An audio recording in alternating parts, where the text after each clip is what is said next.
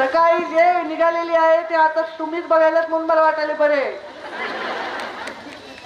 तर एवढ्या संख्येने उपस्थित वडीलधारी मंडळी आहेत, युवा बांधव आहेत आणि सगळ्यात सुंदर म्हणजे एवढ्या संख्येने माय माऊल्या माझ्या माता भगिनी उपस्थित आहेत. खरं तर मला ही सभा ज्योती गुमरे यांच्या विजयाची सभा आहे असं वाटत आहे. माझ्या राजकीय जीवनामध्ये नेहमी बीडला आमची जागा ही युतीची असायची, त्यामुळे कमळावर डायरेक्ट काम करायची संधी कमी मिळाली. यावेळी मी ठरवलंच होतं की यावेळी जे पण करायचंय ते कमळाच्या फुलावरच करायचंय. योगायोगाने असं झालं की योगेश क्षीरसागर आणि सारिका क्षीरसागर हे मला भेटायला आले काही दिवसांपूर्वी. तसं काही 4-5 आठवडे त्यांचं माझं बोलणं चाललं होतं, पण कधीही स्वप्नात असा नव्हता विषय की पक्षाचा प्रवेश होईल. पण एक दिवशी दोघे आले, अत्यंत व्यथित होते. ते म्हणले, ताई अशा मनस्थितीत आम्ही काम नाही करू शकत, आम्हाला तुमच्या सोबत यायचंय. आम्ही कुठलाही आता आमच्यामध्ये दुसरा मनामध्ये विचार नाही. आणि माझं जे स्वप्न होतं की कमळ फुलवायचंय, त्यात चार्ज झाले मी डायरेक्ट. अरे वा, आता तुम्हाला यायचं तर या, कमळाच्या फुलावर लढा, आम्ही तुमच्या पाठीशी भक्कमपणे उभे राहू. या बीड जिल्ह्याबद्दल पूर्ण राज्यामध्ये एक अभिमानाने नाव घ्यायचं. मुंडे साहेबांचा जिल्हा आहे, गोपीनाथ मुंडे असा एक व्यक्ती ज्याच्यावर लोकांनी कधी प्रेमच केलं, त्यांच्याविषयी लोकांच्या मनामध्ये कधीच नाही वाटलं शत्रू, म्हणजे राजकीय शत्रूंनी सुद्धा कधी विचार वाईट केला नाही, असा आमचा बीड जिल्हा, मुंडे साहेबांचा जिल्हा. हा बीड जिल्हा जो ऊसतोड कामगारांचा जिल्हा आहे, हा जिल्हा जरी मागासलेला आहे तर या बीड जिल्ह्याचं नाव चांगल्या पद्धतीने घेतलं जायचं आणि तसंच ते भविष्यात घेतलं जावं म्हणून मी बीड जिल्ह्याची वकिली करते. तुम्ही माझे किती इंटरव्ह्यू बघा, ते म्हणतात तुमच्या बीड जिल्ह्यात असं चाललंय तसं चाललंय. मी नाही, माझा बीड जिल्हा खूप चांगला आहे. हा माझा बीड जिल्हा हा महाराष्ट्रामधला सगळ्यात गोड जिल्हा आहे असं महाराष्ट्रात जाऊन सांगणारी तुमची लेख आहे. कारण माझ्या मनामध्ये आणि माझ्या डोळ्यामध्ये, आपल्या डोळ्यात लेन्स असतात ना ऑटोमॅटिक, मग चष्मा म्हातारा झाल्यावर आपण लावून घेतो पुन्हा वरून, अजून मला दिसतंय बऱ्यापैकी, पुन्हा बघू. तर त्या लेन्समध्ये काही लोकांच्या लेन्समध्ये रंग असतात, एवढेच रंग दिसतात त्यांना. आमच्या लेन्समध्ये काहीच रंग नाही. आमच्या लेन्समध्ये हिरवा असेल, भगवा असेल, पिवळा असेल, निळा असेल, हे सर्व रंग आम्हाला सारखेच दिसतात. कारण हे महामानव डॉक्टर बाबासाहेब आंबेडकर यांनी जे संविधान आम्हाला दिलेलं आहे, त्या संविधानाला एकच माहिती आहे, ज्याच्या अंगात लाल रक्त आहे तो या भारत देशाचा नागरिक आहे, तो तेवढाच महत्वाचा आहे. हे मुंडे साहेबांनी आम्हाला शिकवलं.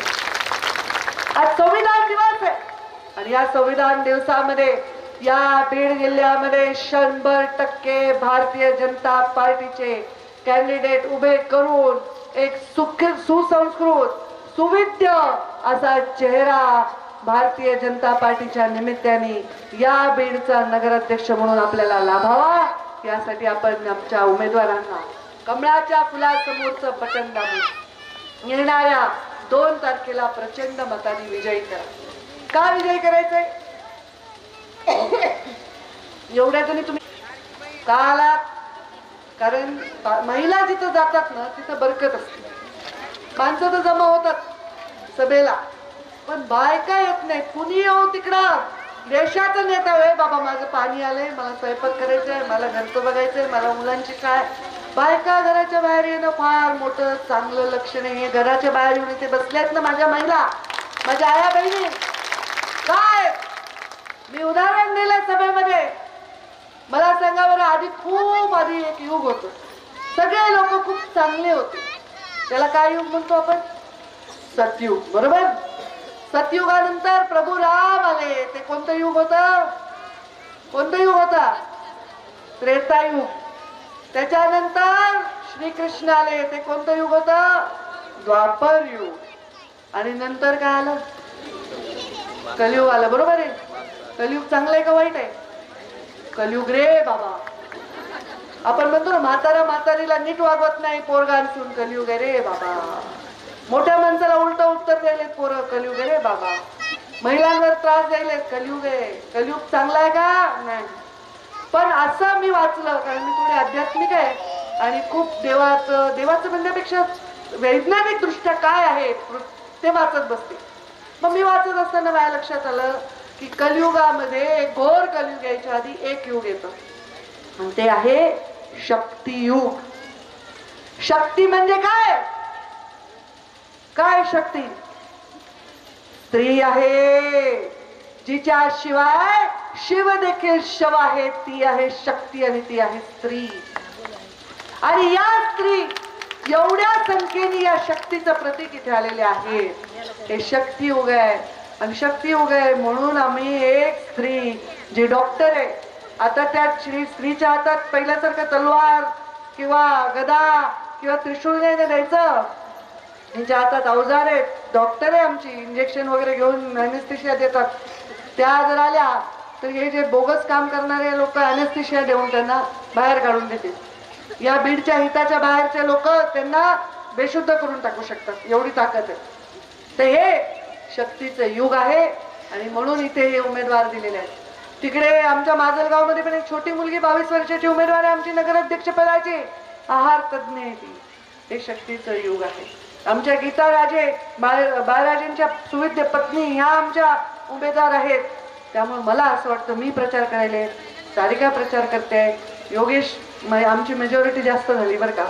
तर त्यामुळे शक्तीचं युग आहे आणि म्हणून शक्तीच्या युगामध्ये चांगल्या गोष्टी करण्याची संधी मिळते. एखाद्या स्त्रीला तिचा स्वभाव असतो बघा, प्रामाणिक स्वभाव असतो. स्त्री आता नवरा गेला, मी कितीतरी स्त्रिया बघते शेतकरी फास घेऊन लावून घेतात, पण बाई मात्र लेकरं असे कवटाळून बसलेली असते. नवरा वारला तरी घर सांभाळते, संसार सांभाळते.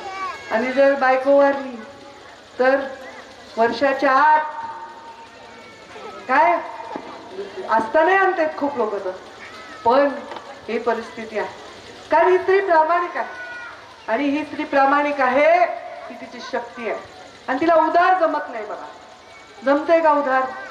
शेजारणीकडनं आणा बरं कब्बर दूध, आपलं दूध फाटलंय, अचानक पाहुणे आले आणि चहा करायचंय, आणा बरं. ते दूध जर आणलं तर कधी एकदा गवळ्याकडून दूध आणते त्या बाईचं फुलपात्र वापस करते, असं होतंय का नाही? आणा बरं वाण्याकडून साखर आणि पैसे पुन्हा देते 2 दिवस, रोज डोकं फोडून नवऱ्या लवकर ते वाण्याचे पैसे द्या. उधारी स्त्रीला जमत नाही.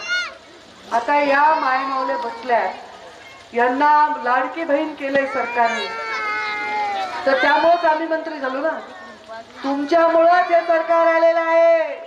हे लाडकी बहीण या सरकारने केलेलं आहे. ही माझी कल्पना आहे, शंकर देशमुख म्हणाले असं माझं म्हणणं नाही. मी स्वतःला एवढं मोठं नाही समजत, पण मी मध्य प्रदेशची निवडणूक हाताळली. शिवराजची चव्हाणनी लाडली बहीण योजना आणली आणि माझ्या परळीमध्ये सभा होती तेव्हा एकनाथ शिंदे साहेब आणि देवेंद्रजी फडणवीस मुख्यमंत्री, तेव्हा उपमुख्यमंत्री होते, एकनाथ शिंदे मुख्यमंत्री होते. तर मी त्या सभेमध्ये म्हणले की शिंदे साहेब आणि फडणवीस साहेब लाडली बहिणासारखी लाडकी बहिणाला आपलं सरकार 100% उभं बोला फुलाची गाठ पडली. मी काही केलं नाही, पण खरं झालं का? स्त्री हे शक्ती युग आहे. तुम्हाला ताकद दिल्यामुळे आम्हाला मिळाली, तुम्हाला लाडकी बहीण केल्यामुळे भाऊ सत्तेत बसले.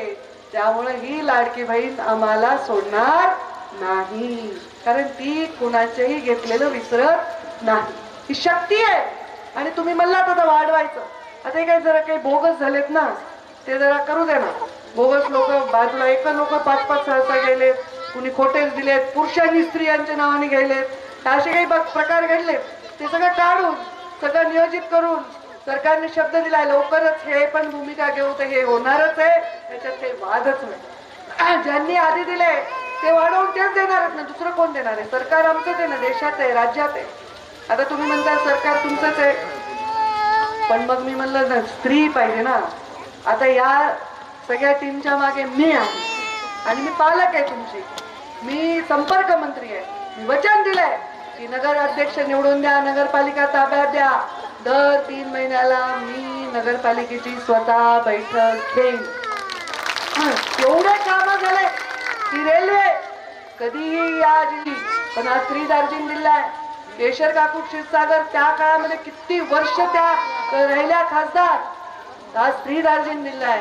स्वप्न त्यांनी तेव्हा बघितलं मुंडे साहेब आल्यावर पहिल्यांदा 200 कोटी रुपये रेल्वेला त्यांनी आणले खासदार झाल्यानंतर, आणि नंतर प्रधानमंत्री मोदी इथे येऊन शब्द देऊन गेले आणि मुंडे साहेबांच्या मृत्यूनंतर त्यांच्या पहिल्या पुण्यतिथीला भेट दिली 2800 कोटी रुपयाची रेल्वे, की आज आपण त्याचं आता उद्घाटन केलं। ही रेल्वे आली, प्रीतमताई खासदार होत्या, श्रेयस संपूर्णपणे प्रीतमताईंनी त्याच्यासाठी खूप काम केलं, त्या खासदार होत्या। बघा या महिला खासदारांनी स्वप्न बघितलं, एका महिला खासदारांनी दुसऱ्या महिला खासदारांनी पूर्ण केलं। एका स्वप्न बघितलं त्यावेळी मी पालकमंत्री महिला झाले, या जिल्ह्याचं पहिले काय केलं, पहिले म्हणलं ह्या बायकांच्या कमरेवरची घागर कमी करायची, जलयुक्त शिवार केला, हर घर जल आमच्या मोदीजींनी ग्रामीण भागात गरीबाच्या घरी जन्म घेतल्यामुळं घरोघरी पाणी पोहोचवण्यासाठी हे योजना केल्या। केंद्र शासनाचा पैसा, मी पालकमंत्री होते, जयदत्त अण्णा क्षीरसागर तेव्हा आमदार होते, आम्ही मुख्यमंत्र्यांना भेटलो, भारतभूषणजी क्षीरसागर नगराध्यक्ष होते, 200 कोटी रुपये नगर उत्थान मधनं याला दिले, तेव्हा या रस्त्यावर आपण बसलेलो। हे सगळे विकास केव्हा झाला, जेव्हा आमच्याकडे विकासाची दृष्टी आहे, दानात आहे, तेव्हा होतो। काम बोगस करणे, बिल उचलणे, दादागिरी करणे, अधिकाऱ्यांना शिव्या देणे, धक्काबुक्की करणे, हे असले काम करून नागरिकांपर्यंत विकास पोहोचत नाही। विकास पोहोचतो ते प्लॅनिंग करून व्यवस्थित त्यांच्यापर्यंत समर्पणाने काम करण्याने विकास पोहोचतो, आणि ते करण्याचं काम आम्ही केलंय, आणि हा विश्वास तुमच्या मनामध्ये आहे की हो 14 ते 19 काळात काम झालेलं आहे आणि आताही होईल। आणि मी पालक तर तुमचे परमनंट आहे, तुमच्या विषयीची काळजी जशी मला वाटेल या बीड जिल्ह्याच्या मातीत जन्मलेल्या लेकीला, ती कुणाला वाटेल, माझा बीड जिल्हा नाव मोठं व्हावं, माझ्या बीड जिल्ह्याची झालेली बदनामी संपूर्ण व्हावी, आणि माझ्या बीड जिल्ह्याकडे बघताना लोकांनी वेगळ्या दृष्टीने बघा। आता मी कॉलेज आणले इथे, पशुवैद्यकीय 550 कोटीचं कॉलेज आहे, आपल्या जिल्ह्यातले लोक डिग्री घेतील, तिथे काम करतील, कॉलेज येतील, ते रेल्वेच्या माध्यमातून तुमच्या इकडे इथं विकास होणार आहे। माझ्याकडे पर्यावरण खात आहे, आता बिंदुसरा नदीचा पूर्ण तट हा पूर्ण सुशोभित करेन मी, अतिक्रमण काढेन, म्हणजे कुणाला घर बेघर करणार नाही, त्यांना घर बांधून देईन। जसं मुंबईमध्ये SRA धर्तीवर इथे पण आपण झोपडपट्टी निर्मूलन करू, लोकांना घरं बांधून देऊ, बिंदुसरा नदीला पूर्ण सुशोभित करू, दोन्ही बाजूनी मस्त सकाळी सकाळी बीडचे लोक वॉक करायला गेले पाहिजे नदीकाठी, दुर्गंधी नाही, काय नाही, घाण नाही। मी पहिले निवडून आल्यावर या लोकांना पाठवणार आहे भोपाळला आणि इंदोरला, आणि मी सांगणार आहे जाऊन तिथून शिकून या। त्या भोपाळ आणि इंदोरनी 10 वर्ष या देशामध्ये सगळ्यात स्वच्छ महानगरपालिकेचं बक्षीस घेतलेलं आहे। एक कचऱ्याचा तुम्हाला कुठे, मी नर्मदा नदीच्या कार्यक्रमाला जायचे, एवढा कुठे कचरा दिसत नाही, बेडा घाटला जा, नर्मदा परिक्रमाला जा, काही दिसत नाही, एवढं चांगलं काम मध्य प्रदेशमध्ये झालं। त्यांच्याकडून शिकून येऊन इथे नगरपालिका कशा स्वच्छ होतील, गल्ली बोळ स्वच्छ होतील, कचऱ्याचं व्यवस्थापन होईल, इथल्याच बचत गटांना काम देऊ, घंटा गाड्या उभ्या करू, कचरा नेऊ, पण कुठंतरी डंप करणार नाही, तिथं त्या कचऱ्यावर प्रोसिजर करू, पर्यावरण खात्याचा विषय पूर्णपणे STP लावू, सगळ्या मेडिकल जेवढे दवाखाने आहेत त्या दवाखान्यांच्या सगळ्या जे कचरा आहे त्याच्यावर व्यवस्थापनाचं काम करू, चेहरा मोहरा बदलून टाकू या बीडचा। जसं एखाद्या ठिकाणी उन्नती करायची असेल तर तिथे हायवे पाहिजे, तिथे रेल्वे पाहिजे आणि पाणी पाहिजे। आपल्याकडे होती का रेल्वे, होती का, आपल्याकडे हायवे होते का, होत नव्हते, आपल्याकडे पाण्याचे प्रश्न होते का, होते, म्हणून आम्ही जलयुक्त शिवार केलं, टँकर मुक्त केलं, आता पाण्याच्या वेगवेगळ्या योजना राबवत आहोत, आणि हे सगळं करताना गरीबाला वाऱ्यावर सोडलं नाही, गरीबाच्या योजना केल्या, माता माऊलीला ताकद दिली, ही ताकद पुढे वाढवायची असेल तर सुसंस्कृत, सुविद्य आणि अत्यंत स्वच्छ कारभार करणाऱ्या टीम, या सुशिक्षित या लोकांच्या पाठीशी तुम्ही उभे राहा, त्यांच्या पाठीशी मी उभी राहील। माझ्या चेहऱ्याकडे बघून वाटतं का मी तुम्हाला लुटेल, तुम्हाला वाटतं काही टाईटच वर चालेल, बघणारच नाही आमच्याकडे, हटका माणूस जरी असेल माझ्याकडे बघून हसला तर मी हसते, कुणाचंही लेकरू लंगोटीत मुतलं तरी गडेवर घेऊन बसते, मला काही नाही। मातृत्व आणि दातृत्व ह्या 2 गोष्टी महत्वाच्या आहेत, आणि नेतृत्व तिन्हीपैकी कमी आहे का काय आपल्याकडं, कमी असेल तर सांगा, याच्या जीवावर एकदा विश्वास ठेवा, एकदा महालक्ष्मीचं असतं कमळ, शक्ती युग आहे, आता तुम्ही लक्ष्मीचं हे मार्गशीर्ष चालू आहे ना, पूजा विजा करत असतील, महालक्ष्मीच्या कमळावर विराजमान होऊन तुमच्या दारात विकास आलाय। आमच्या महामानव बाबासाहेब आंबेडकरांचं आपण नाव घेतलं, भगवान बुद्धांचं नाव घेतलं, काय कमळ कमळ आहे या सगळ्या शुभचिंतकामध्ये. तर कमळ विसरू नका. थोडी सवय आहे आता. योगेशला मी तेच म्हणत होते की आता तुम्ही घड्याळीचं काम केले, घड्याळीची सवय लागली लोकांना. आता पण हुशार आहे तुम्ही. ते मार्केट कमिटीला मतदान करता, पुन्हा ग्रामपंचायतच्या पॅनलला करता, बँकांना करता, सोसायट्यांना करता. खूप हुशार आहेत. चिन्हाचं काही गडबड नाहीये. मोदीला लक्षात ठेवा, मुंडे साहेबांना लक्षात ठेवा, आणि माझं जमलं तर मला लक्षात ठेवा. आणि मग माझं नाव काय, पंकजाचं नाव अर्थ काय, तर मला तुम्ही हे मतदान द्या. आता राहणारा जो रस्ता आहे त्याचं वाढीव बजेट द्यावं अशा प्रकारची मागणी आहे. 100% ह्या मागणीसाठी मी स्वतः, आता नॅशनल हायवे एवढे झाले, अहो मी परळीवरनं येले, मला के झालेलं कळेना, मला नेकनूर ओळखू येईना. काय झालेत हॉटेल त्या मांजरसुंब्याच्या रस्त्यावरनं, किती म्हणजे किती डेव्हलपमेंट झाली. लोक म्हणतात आमचं काय, आम्हाला काय मिळालं तुमच्यामुळे. आणि तुमचे जमिनीचे भाव किती वाढले, तुमचे ढाबे किती झाले, किती हॉटेल झाले, हे नाही मिळालं का नेत्यामुळं. बरोबर आहे की नाही. त्यामुळे हे सगळं करायचं असेल तर नेत्याच्या, आता आम्ही मोदीजीला 10 वेळा फोन केल्यावर मोदीजी एकदा तरी आम्हाला बोलतील, देवेंद्रजींना 2दा फोन केल्यावर तर एकदा बोलतील. तुम्हाला काय पाहिजे, याच्यापेक्षा कोण देणार विकास. देवेंद्र फडणवीस राज्याचे मुख्यमंत्री म्हणून बीडच्या पाठीशी खंबीरपणे उभे राहतील आणि मी त्यांना उभं राहायला लावीन, हा मला विश्वास. त्यामुळे देवेंद्रजी जेव्हा आमच्या पक्षात नसताना सुद्धा जयदत्त क्षीरसागर अण्णा जेव्हा होते आमदार, आम्ही इथे फंड देण्यासाठी पुढाकार घेतला का आपल्या जिल्ह्याचा विकास होतो. त्यामुळे जिल्ह्याचा विकास आणि जिल्ह्याची राजधानी बीड असल्यामुळे बीडचा विकास आणि माझ्या माय माऊलीचा विकास आणि त्यांच्यावर अवलंबून असणाऱ्या, आता उलट म्हणावं लागते, त्यांच्यावर अवलंबून असणाऱ्या बाय बापड्याचा विकास, सगळ्यांचा विकास हे जर करायचं असेल तर येणाऱ्या 2 तारखेला काय करायचं, हात वर करा बरं. कोण कोण कमळाचं बटन दाबणार आहे बरं, 2 हात वर करा ना, कारण दुसऱ्याचे आणणार आहेत तुम्ही. मग सगळे हात वर, हात वर द्या, हाताच्या मुठी आवळा आणि माझ्या बरोबर घोषणा द्या, भारत माता की, भारत माता की, भारतीय जनता पार्टीचा, भारतीय जनता पार्टीचा. या विजयावर मोहर लावून इथेच गुलाल लावायला मला नक्कीच संधी द्या असं आवाहन करते. माझ्या वाणीला विराम. धन्यवाद. यानंतर संभाजी सुर्वे.